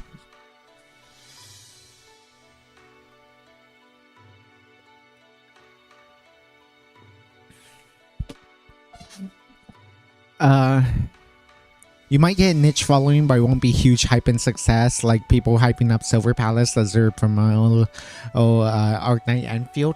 I mean, like Uma Musume is probably the closest thing I can think of, and that's technically an older game because it was made in 2021. It's not like a modern gacha game, but it is optimized for mobile, which I think is why. Like, I remember people were like, "Oh, Wuthering Waves definitely should have won Mobile Game of the Year," but then, and like someone who actually plays Wuthering Waves made a good argument. Wuthering Waves is too much of a like full-on game to be really considered a good mobile game because it's hard to play on your phone, right? Like, it's hard to play. Shit, where did I put it? Oh yeah. It's hard to play on your phone, right? Like you're trying to play Wuthering Waves on your phone, and it's like, because it's a full-on combat system with all these stuff, like it's hard to do that on a touch screen in a way that's at all good, right? And then so it really isn't a good mobile game in that sense, and that's why Uma Musume won, and because Uma Musume was designed to be a mobile game where you just like, it's a lot more simplified. You just tap your trainings, and so it's a lot more passive, if etc. And it's much more optimized to be a mobile game. And then so when you do that,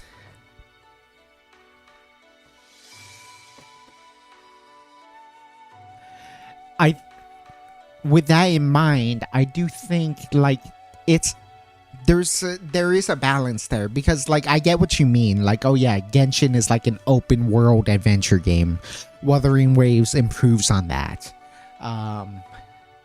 Like you have all these really deep complex all these is deep complex gacha games that are like getting closer and closer to quote unquote real games. That's like, they do in a weird way demand that you have a controller, demand that you have a mouse and keyboard, demand that you're actually playing it on PC. And at that point, are you really a mobile game? Right? Because yeah, they have a mobile port of it, but it's not. It's really hard to make it feel smooth to play these games on mobile. Because when I whip out my phone, the touchscreen is not as good for those fine-tuned controls, right? And then so, like, it's hard to make it a good mobile port of it.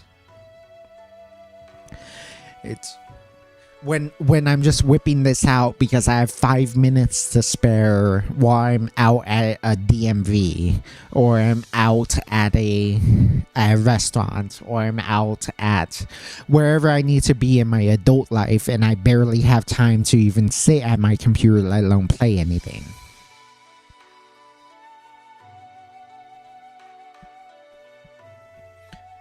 And then so, I do think so. While I sort of agree with you, it's sort of like, I think they've lost the essence of what makes a good mobile game specifically. You know what I mean?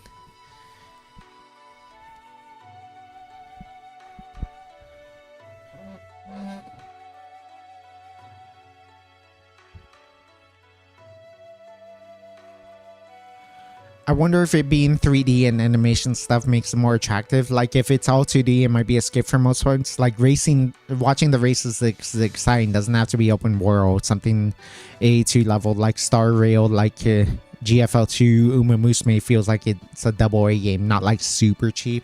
Okay, I get what you mean there. I get what you mean there. Like we can't have like the really basic stuff. Like I have an example, but it's not a say-so example. But yeah, the super basic Flash games, basically, like just something on the level of a Flash game. Like it can't be that simple anymore.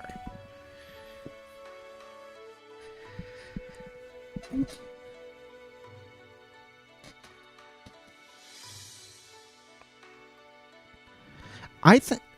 Well, so like you mentioned CZM, but then it's like, okay, I see the idea for Star Rail and GFL2 being good mobile games because the nature of turn-based, the nature of like grid-based is that they are a little more mobile friendly because you don't have such quick reaction times. Like a weird example is Snowbreak, and I know that game's mostly known for its fan service these days, but it is still a shooter. Like you're still trying to run around and like you're constantly moving and you have to dash constantly and you have to shoot at your enemies.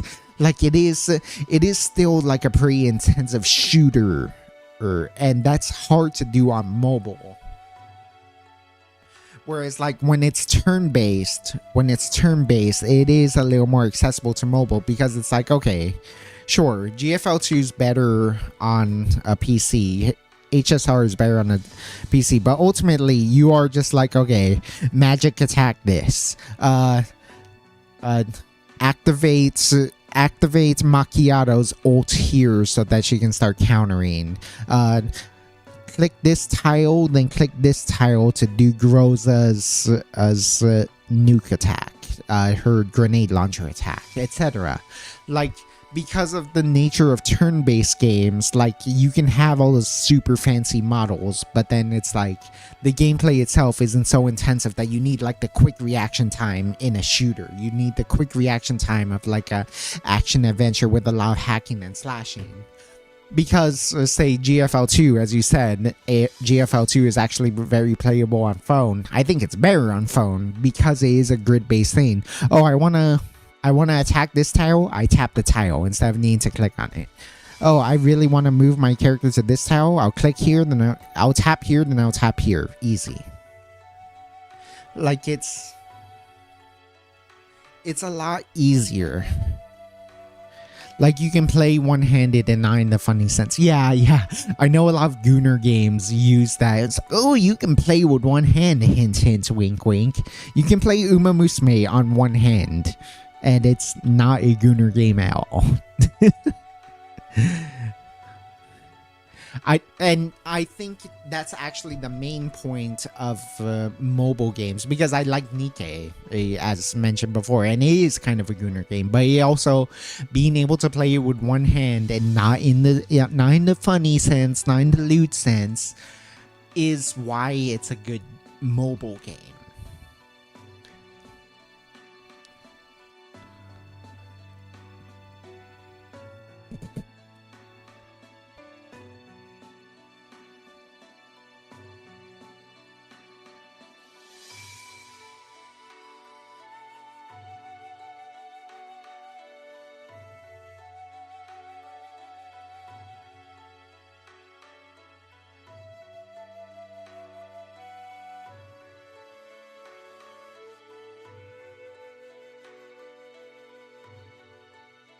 GFL.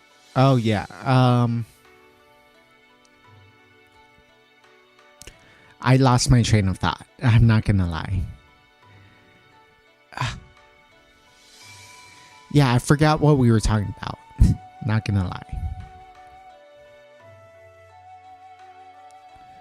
Can't make cheap games on the phone and make easy money anymore. Not sure. Okay, yeah. with that in mind, that's why CZN, like, I do think it would make for a good mobile game, is because it's a card game. Like, there are a bunch of mobile card games these days. Hearthstone comes to mind. Shadowverse comes to mind. Those are two games I spend a lot of time on. MTG Arena. MTG Arena is a really good way to mobilize Magic the Gathering, my favorite card game. And then so I do think CZN works very well as a mobile game. It's just that they fucked up the story elements so badly. And then they also had the issue of they wanted to lean fan service, maybe to bait more players, but then you bait more male players away, but then also release male playables, which then causes the resentment that you talked about towards said male characters. And then so you create a lot of drama that way. And so it's like, it's really a shame that CZN, I did mention if CZN don't have the drama, I don't think it's hugely successful. No, I think if it didn't have the drama, it would be a good game, because it would, let's say they just wrote it well, because Blue Archive is a 2D game for the most part. The 3D elements of the game are not good. The gameplay is not very good. Like CZN, like being an interesting, like Darkest Dungeon style card game is super interesting, at least to me. I might be biased because I'm a card gamer. I really love card games.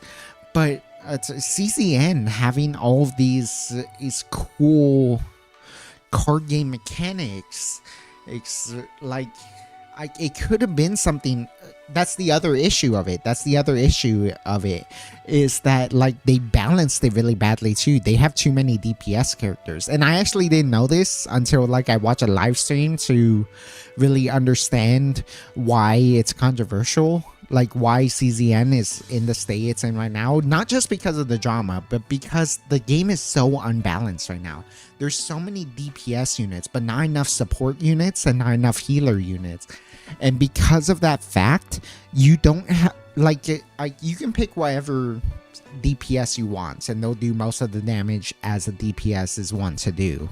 But then because you have so limited supports, you can only ever use, like, for one thing, there's a clear best support, so you're almost always going to use that support. But also, like, the 3 supports doesn't diversify your playstyle that well, because it's like, okay, you only have 3 different ways to supplement your DPS to actually let them do DPS things. And then so you don't really have a lot of diversity in playstyle, and that's another reason why CZN fucked up. They fucked up on the fact that they made it a fan servicey game to begin with.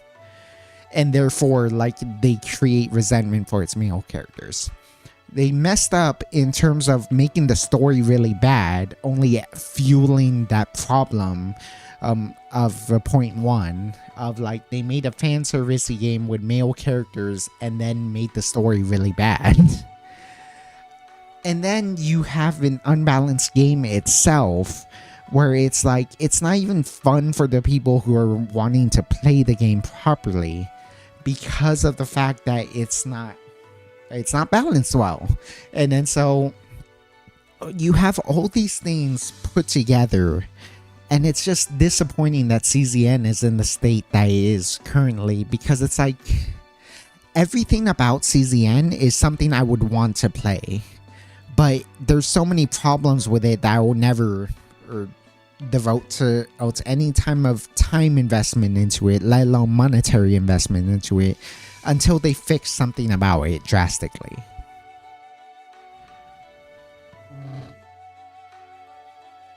But I do think it could have been successful, because, like, its premise is really just so good. Its premise is so good. The concept for the gameplay is so good, but, like, they missed the execution on both parts. They missed the execution on the story. They missed the execution on the gameplay. They even missed the execution on the fan service. Like,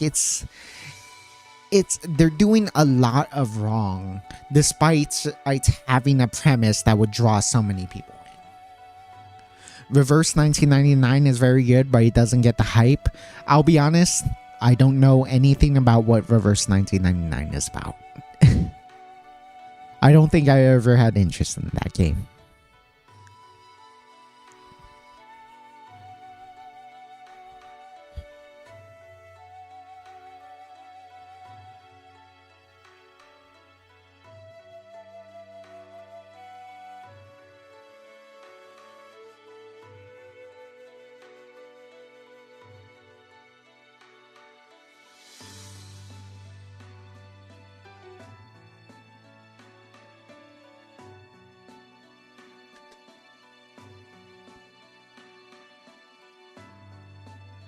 Yeah. Oh man. Because I even asked some CZN players like what they wanted to do about the game, like what how the game is how the game is played. And it's like, oh, every character has their own deck, and then like you have to like upgrade cards using this chaos system and this and that. And like conceptually it sounds so good, but then it's like executed badly because no one likes the upgrading system, because it takes like 20 minutes to grind through this dungeon in order to do your upgrades. And then like the story is out of whack, as mentioned. And then like they're like they're half in on fan service, which causes problems because you have the Gooner audience who's like, well, why won't you go full fan service? And then you have the non-Gooner audience like, why are they so Goon oriented? Like let us have more male characters, don't sexualize the game so much. And then the other side is like, why are there male characters to begin with? Go full fan service and remove the male characters. And you have this weird war going on just because like it won't commit to any one thing. And it's like they create a lot of its own problems just by like not really being well balanced, and then also wanting to have both sides of like wanting to act serious, but then also wanting to lean on fan service to sell the game, and not being able to blend the two in a good way. Like Nikkei is the only game who has ever been really successfully able to do that.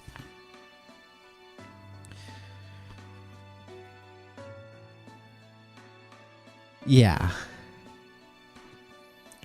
Oh, yes, CZN has to go full goon to survive at this point. Maybe, because I heard the new character is limited. They are a limited character only. So if you don't pull them now, they're gone. And it's like, that sounds desperate, given the game has been out for, what, 2 months at this point? Like, ooh, they're releasing a limited character this early. That might be a sign of either it's CZN will be short-lived, or CZN is just not, or CZN is about to take a drastic turn in one direction or the other in order to survive.